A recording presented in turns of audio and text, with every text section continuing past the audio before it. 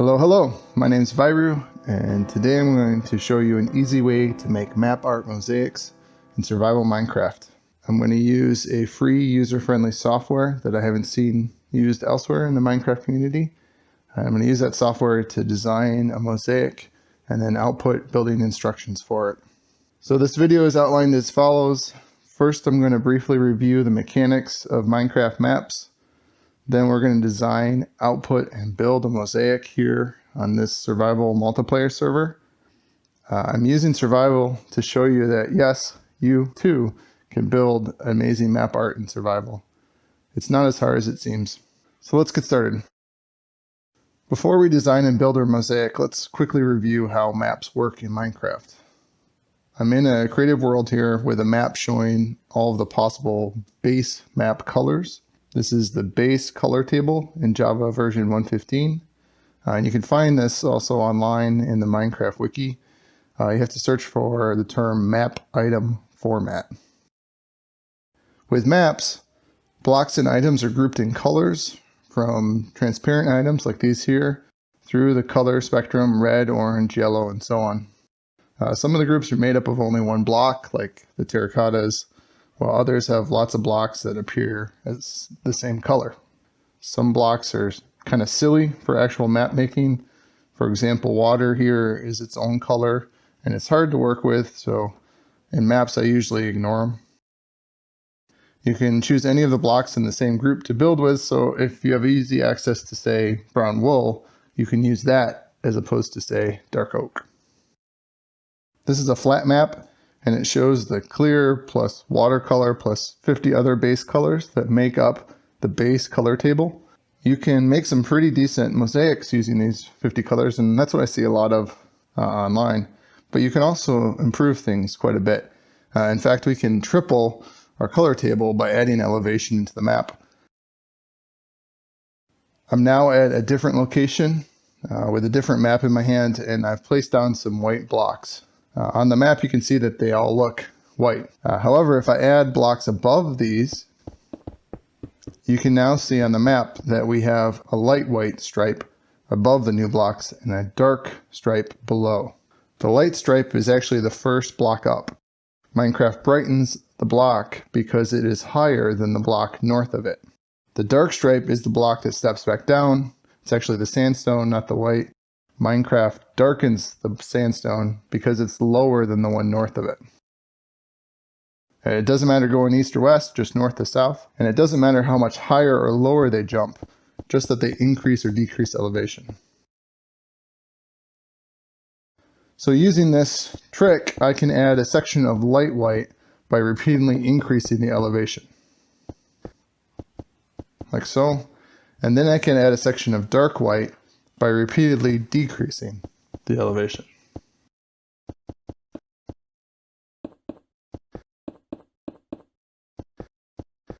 What that means is that we don't actually have only 50 colors.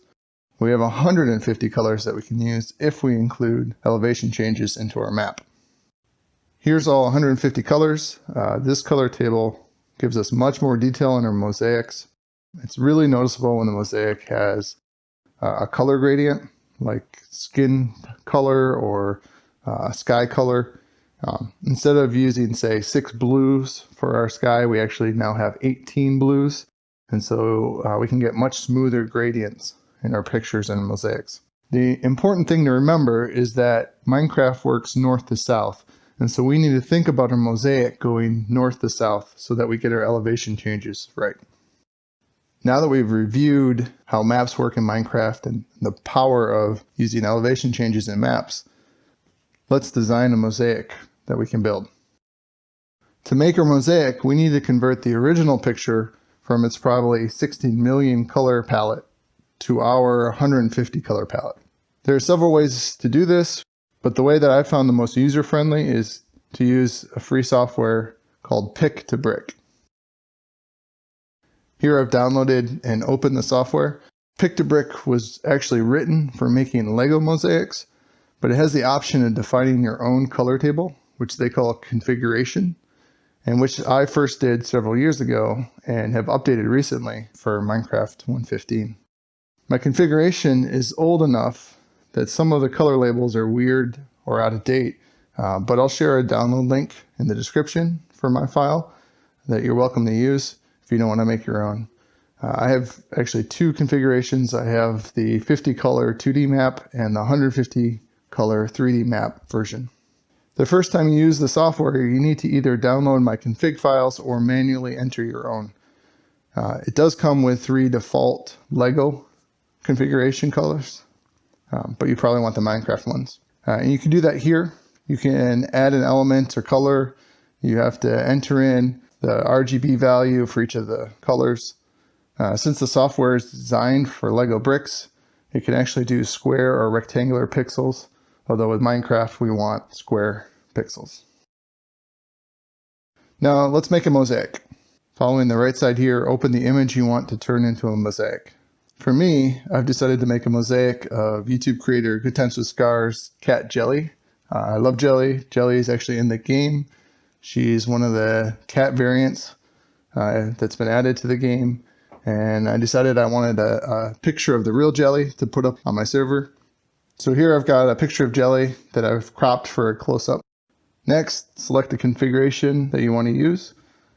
Let's use our Minecraft 3D 150 color one. Then select the mosaic size.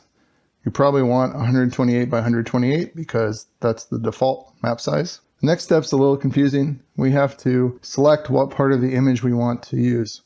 It's a little annoying if you want to use the entire image because you still have to crop it. But let's crop this just a tiny bit and then we click cut out. Now for the fun part. You can see here a bunch of different algorithms for making the mosaic. And you can play around with all of them, but I almost always use one of the top two. Let's leave it on the default settings and click generate mosaic. And here's our mosaic. It looks pretty crappy, but that's because by default, for some reason, the program adds outlines of the Lego bricks. So if we turn those off, the mosaic looks much better. I also like to check around and play around with the scale options. And like I said, those first two algorithms. Depending on the picture or your preference, you might choose one over the other. All right, so this mosaic I think looks pretty good, but there are a couple ways we can improve it. For example, I see quite a bit of pink here, and I'd really like Jellie's fur to be more white. So let's go back to original picture and let's use some image viewing or image editing software to color correct it, take out some of that pink. Here I've got a whiter version of the image. You can see that the resulting mosaic is that much better. There's still some white speckles here. I'll just get rid of them when building it by building them as off-white. Other than that, I'm pretty satisfied with this mosaic. One of the more powerful things about the software is what it can output to help you build the mosaic. So clicking on output documents, I can output the mosaic image. That's pretty standard. I can also output images of all the colors in the color table if I needed them for some reason. I can output the bill of materials to make sure I have all of the supplies. And most importantly, I can output the building instruction, which gives me a step-by-step list of all the pixels. And then also an XML file if I wanted that. Like I said, the most important parts of this are the bill of materials and the instructions. You can find the program outputs in a folder with an HTML file in it. Opening the HTML file shows you this. Under image, you can see the mosaic. Under bill of materials, you can see all the blocks needed as labeled by your configuration file. The blocks are separated by the up, flat, down labels, but you can add them up and you can see, for example, that this mosaic takes a lot of clay blocks. So if you find something that's too expensive, like let's say your mosaic takes 100 stacks of gold blocks, you can always go back into the software and edit your configuration file to remove those colors and then rerun the mosaic. There's actually one more major thing that we need to do. Under the building instructions, you can see that it outputs row by row a list of every pixel in the mosaic. And this is great, except that it goes west to east, row by row, and we need to build the mosaic north to south because of the elevation changes. We can greatly speed up the building if we get the instructions going north to south. To get that, I've simply rerun the program on a rotated version of the original image. Now the instructions say row to row, but are really north to south columns going from east to west in our map.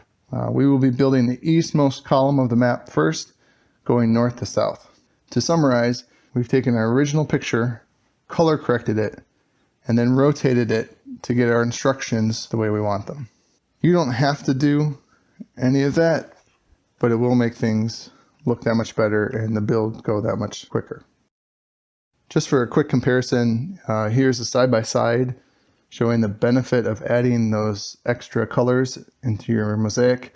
I've taken the Jellie image and 5 other images I found online, and I've made the 50 color 2D mosaics and the 150 color 3D mosaics. And the 3D colors add a ton of detail when an image has a large area of color gradient, like the fur here, the skin, or the field, or the sky. Some of the difference might be lost in uploading this to YouTube, but for example, to me this wolf looks very poorly speckled. It's very high contrast speckled in the 2D image, but it's much smoother coloring in the 3D.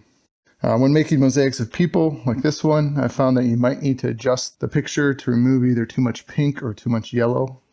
Minecraft doesn't have a wide variety of skin tones, and it tends to make people out of mostly pink wool or sandstone. So you might have to color correct the image to get it to look right. Okay, now that I've got my mosaic figured out, let me collect all of the 16,000 blocks that I need, and we'll get started building this in the survival world.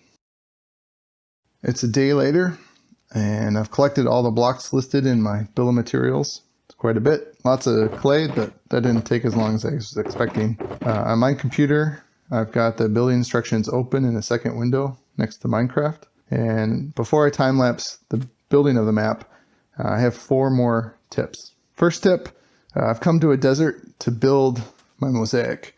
So when building a 2D flat map, most people use an ocean. But with the 3D mosaic, an ocean would be awful because we may have to go up or down depending on the color elevation. That is, we may find halfway through a column that we end up going down below sea level. In an ocean, that would be a pain. So a desert is a great biome for 3D mosaics and survival because it's got a layer of sand and then sandstone, both of which are really easy to dig out if we end up going down below sea level. I even use the dugout sandstone as my scaffolding block if I'm building up in the mosaic. And in survival, you can always use more sand for concrete. My second tip is to remember that the amount of elevation change does not matter. So if you end up building way up and then have a block that needs to go down, just start over near ground level. You don't need to step that block down by only 1 block. Likewise, when you're building a new column, you can jog that column up or down to match a previous column. It's easier to build on the side of a previous column than to scaffold that new column. The third tip is to turn on chunk borders. I find that it really helps me keep track of where I am, both in row and column. I can double check that I'm at the right pixel in a column by counting in the 16s and using the chunks. So 16, 32, 48, 64, 80, and so on. My last tip is that it's always easier to grind for a while than to start and stop the mosaic. That is, every time you come back to the mosaic, it takes about 10 to 15 minutes to get back in the groove, to get used to following the instructions and to pick up your speed. So if you grind for a few hours, you can get a lot more done than if you took that same amount of time and broke it up into smaller sessions. Okay, here goes my time lapse. This will take a while.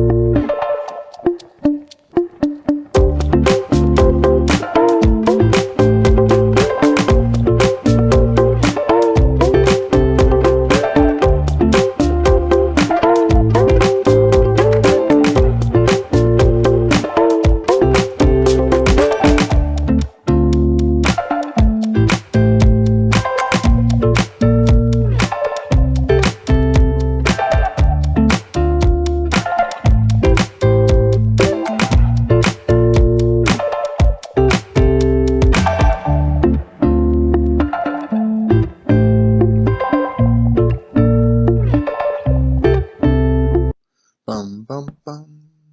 Bum bum bum. Bum bum bum.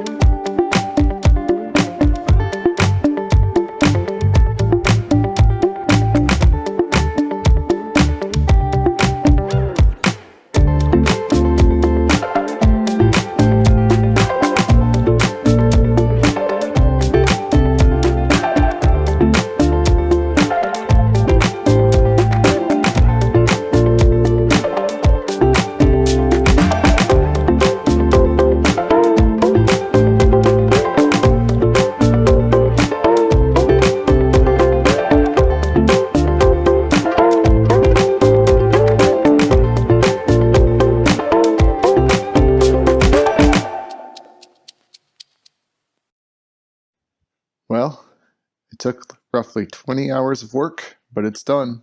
Jellie is done. As you can see, I added by hand a simple 3-wide picture frame. I also smoothed out the background a little. Some parts, like the black and white wools, were straightforward, while the speckling and the fur was much more complicated. All in all, it was a fun mega project. I hope this tutorial helped explain map art and that you're feeling motivated to build one. As for me, I'm going to go hang up Jellie on my wall. Have a good one.